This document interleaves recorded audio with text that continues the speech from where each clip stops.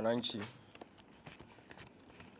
tuwaombe kwa kweli uvumilivu wenu kwamba mkutano huu na waandishi wa habari wa leo umekuwa mrefu. Ni kwa sababu ya mazingira ya matukio yenyewe na umuhimu wa nyinyi kupata ushuhuda toka kwa watu ambao wamekutwa na madhila na madhara mbalimbali siku ya jana. Wakati nasikiliza masimulizi ya viongozi na wanachama wenzangu, masimulizi ya Noeli, ya Pendo, ya Ali, ya Shabani, ya Ngoto na wengine, nilijihisi kwamba sistahili kusimulia kilichonikuta, kwa sababu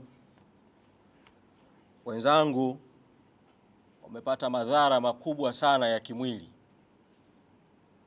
na mimi nimesimama natembea bila kuchechemea. Lakini kwa sababu toka jana usiku kumekuwa na wenye shauku ya kutaka kujua na mimi nini kilinisibu, nitakisemea kwa muktasari sana. Jana wakati naelekea mahakamani majira ya saa 2:31 asubuhi, nikiwa nimemaliza tu kuzungumza kwa simu na makamu mwenyekiti Mheshimiwa Said Mzee na naibu katibu mkuu Zanzibar Mheshimiwa Ali, wote kwa upande wa Zanzibar, wakinieleza kwamba tayari wamekushafika maeneo ya karibu na Kisutu na wamezuiwa kuingia, nikawa nimewaeleza kwamba na mimi niko njiani na karibia kufika, kwa naomba mnisubiri ili tuweze kufanya utaratibu wa pamoja wa kuingia mahakamani.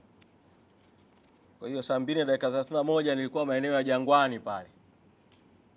Magari yalikuwa yamezuiwa, foleni ilikuwa kali, lakini nikaja kugundua baadaye kwamba magari yalizuiwa kwa sababu inawezekana, kwa kuwa nilikuwa natembea na gari ambayo ilikuwa ina nembo za chama, inawezekana toka nikiwa Magomeni ilikishaonekana kwamba naelekea uelekeo huo. Kwa magari yalizuiwa ili polisi wapate wasaa wa kushuka kutoka kwenye magari yao bila kuruhusu foleni kwenda, pengine ningepita, washuke kwa miguu wateremke mpaka eneo la Jangwani, ambapo ndio wakakuta gari nilipokuwepo. Na mimi nilichukulia kwamba si hali, kwa wakati huo niliona si hali tete sana. Kwa kiongozi wa polisi ambaye baadaye nikaja kubaini kwamba ni OCD wa Kariakoo, alipogonga kioo na kuniambia fungua, nikafungua kioo ili nisikilize kuna nini. Akaniambia fungua mlango. Kwa kuwa sikuwa wakati huo nahisi kwamba hali ni tete, pamoja na kuona askari, sikudhani kwamba askari wa Tanzania wanaweza kufanya vitendo vya kuvunjaji wa sheria vya kumzuia mwananchi kupita kwenye barabara kwa ajili ya kwenda mjini. Na hata kama ingekuwa wanajua kabisa naenda mahakamani, sikutarajia kama wangefanya uhalifu wa kunizuia kwenda mahakamani kabla hata sijafika mahakamani.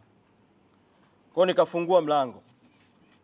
Nilipofungua mlango sasa, zikaanza kutumika nguvu za kunishusha kutoka kwenye gari. Mimi nikashuka. Niliposhuka tu, moja kwa moja ikatoka amri kwamba apelekwe kwenye gari. Kwa nikaanza kusukumwa. Pembeni kuna mabasi yamepaki ya mwendo kasi, watu wako pale, kasukumwa kwa nguvu sana. Nikatolewa kuanzia Jangwani pale katikati kwenye bonde, nikapandishwa juu mpaka kituo cha mafuta kilichoko eneo la fire pale upande wa kulia, na nikaingizwa kwenye gari ya polisi ndani, askari mmoja akiwa upande wangu wa kushoto, mwingine upande wa kulia, askari mwingine mbele, mwingine akaendesha gari, na moja kwa moja wakatoa amri kwamba hiyo gari iondoke.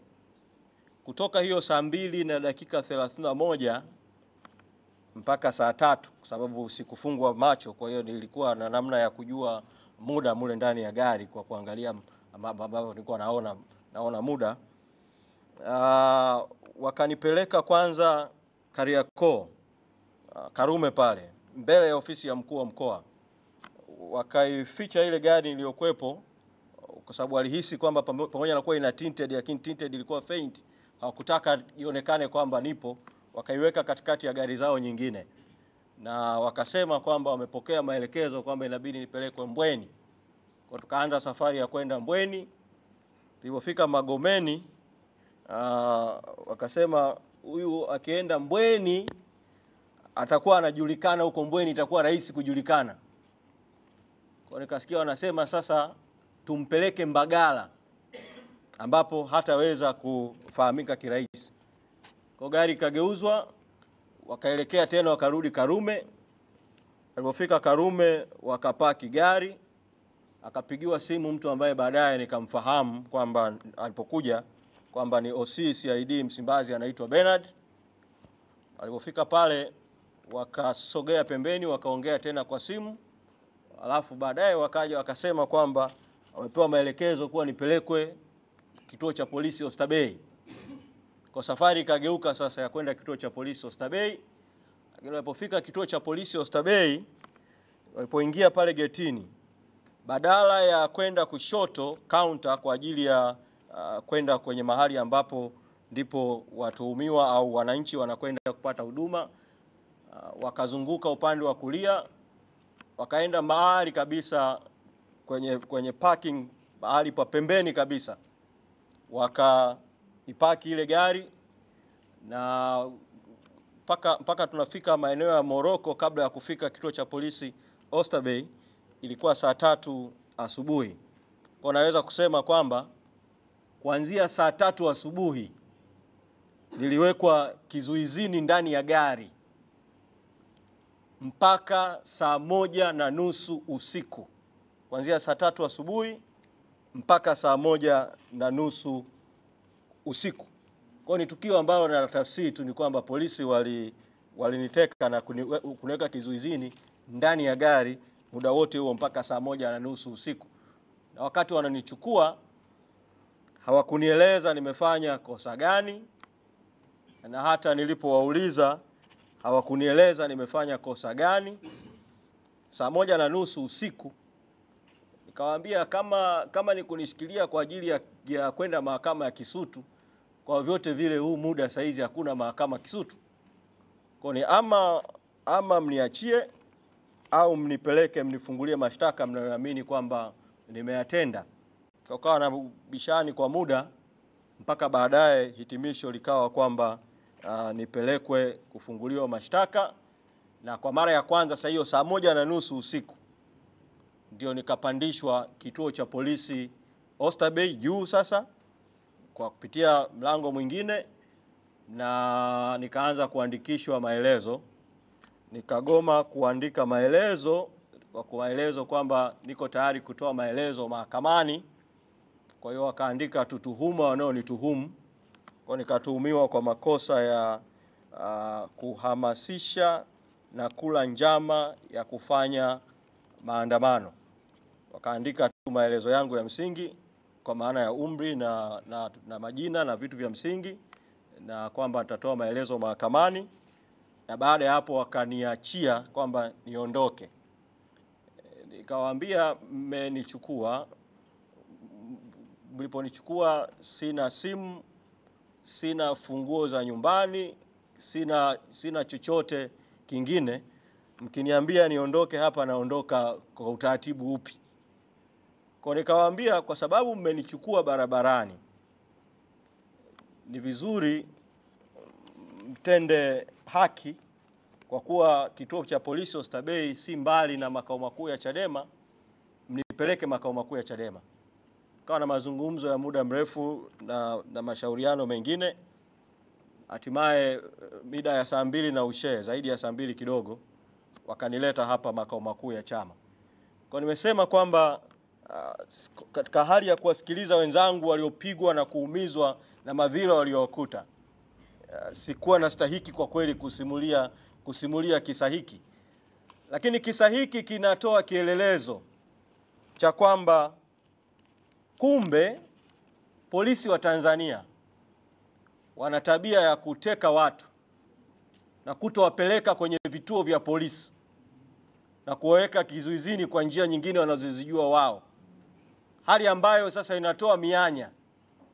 Wakipata maelekezo ya kwamba mtu apotezwe, mtu apotee, ni rahisi katika mazingira hayo ambapo mtu hajulikani yuko wapi, kuanzia asubuhi mpaka usiku, kupotezwa milele au kupotezwa kwa muda mrefu.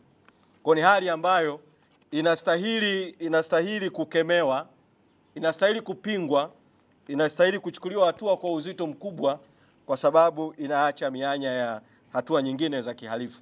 Kwa hiyo nataka kusema hayo machache kuhusu yaliyonikuta, lakini nataka kuzungumza kidogo tu kwa sababu msemaji wetu wa mwisho ni mwenyekiti wa chama. Atazungumza makamu mwenyekiti wa chama ambaye sasa kwa kuwa mwenyekiti yuko ndani anakaimu majukumu, kwa kuwa atazungumza kwa niaba yetu wote msimamo kwa ujumla. Mimi niseme machache tu katika hatua hii. La kwanza, kuna tukio limetokea jana vile vile ambalo si la kupuuzwa na ni vizuri likachukuliwa kwa uzito mkubwa. Jana zilitoka taarifa kwamba kuna mtu ameuawa.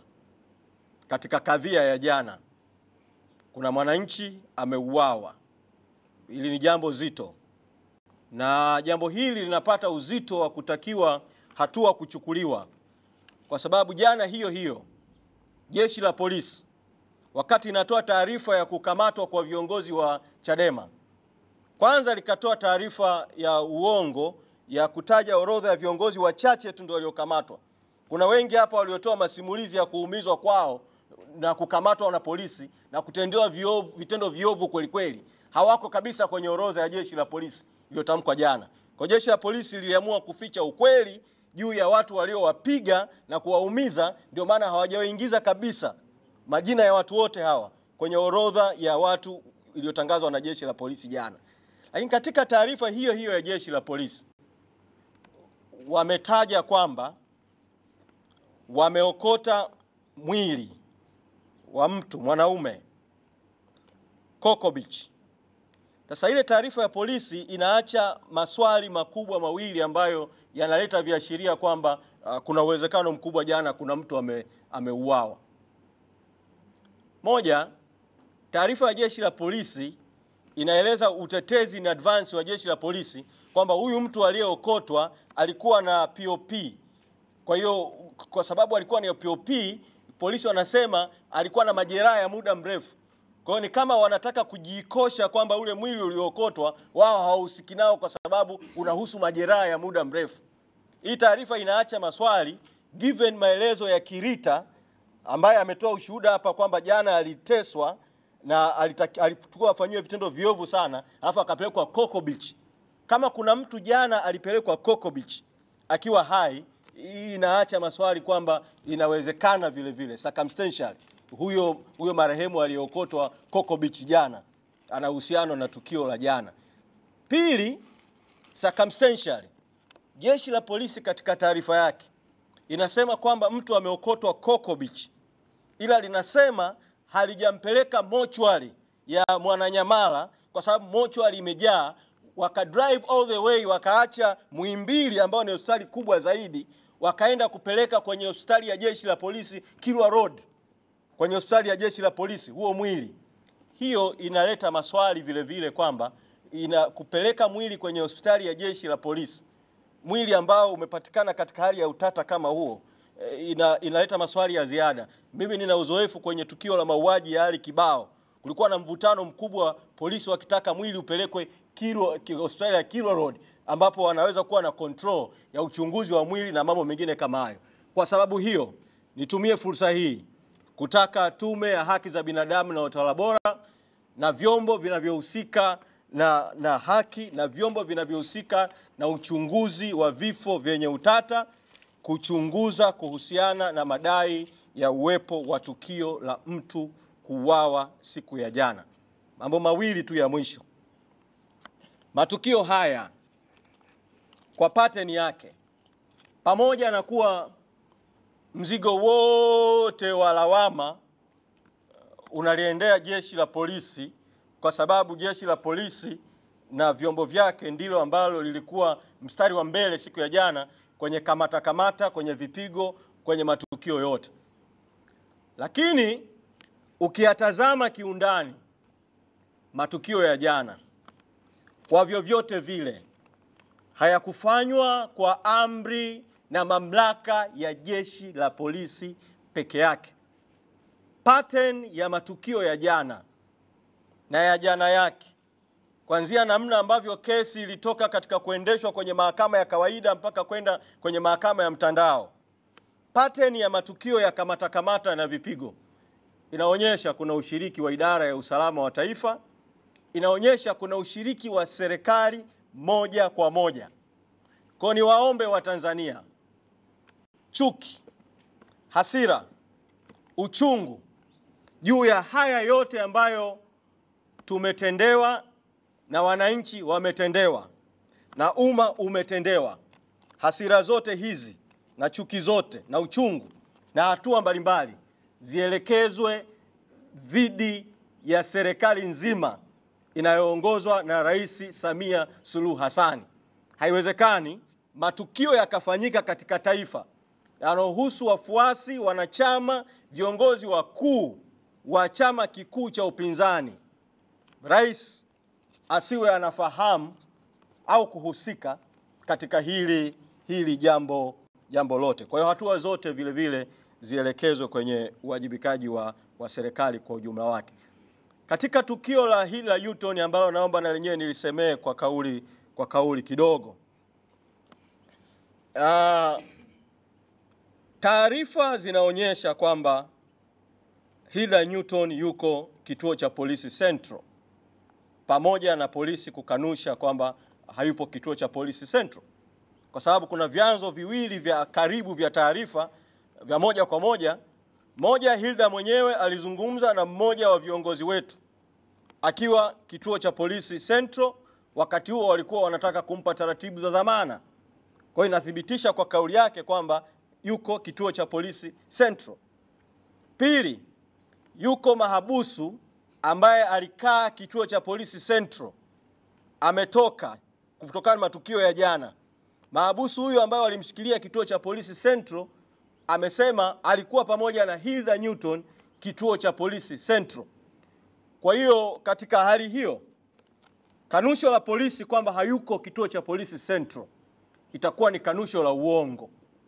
Kwa kuwa alipelekwa kituo cha polisi Central na akaingizwa kituo cha polisi Central, jeshi la polisi kupitia kwa mkuu wa jeshi la polisi lieleze ni sababu zipi zinafanya mpaka sasa Hilda Newton aendelee kushikiliwa na Hilda Newton aachiwe huru mara moja, kama ambavyo watuhumiwa wanaodaiwa kuwa watuhumiwa wa matukio yote ya jana, wengi wao, sehemu kubwa, mpaka sasa hatuna taarifa zaidi ya Hilda Newton nani mwingine yuko kwenye kituo cha polisi. Ombi langu la mwisho kwa Watanzania, matukio yote haya yanalenga kuzuia no reform no election. Bila mabadiliko hakuna uchaguzi. Matukio ya kukamatwa kwa Lissu, matukio ya Chadema kubambikiziwa kesi mahakamani, matukio ya viongozi kupigwa, matukio ya chama kushambuliwa kushoto na kulia kwa njia mbalimbali, ni mpango wa dola kudhibiti no reform no election. Bila mabadiliko hakuna uchaguzi. Katika hali hiyo tutakuwa tumeingia kwenye kufanikisha mpango wao kama tukirudi nyuma kwenye no reform no election, na kama tukipata hofu kwa sababu wenzetu wameumizwa. Matukio haya yaendelee kutupa sababu zaidi, kila kesi ya Lissu ikitajwa mahakamani, kwenda mahakamani kwa wingi zaidi, lakini wakati huo tukiendelea na mapambano ya no reform no election. Asanteni sana.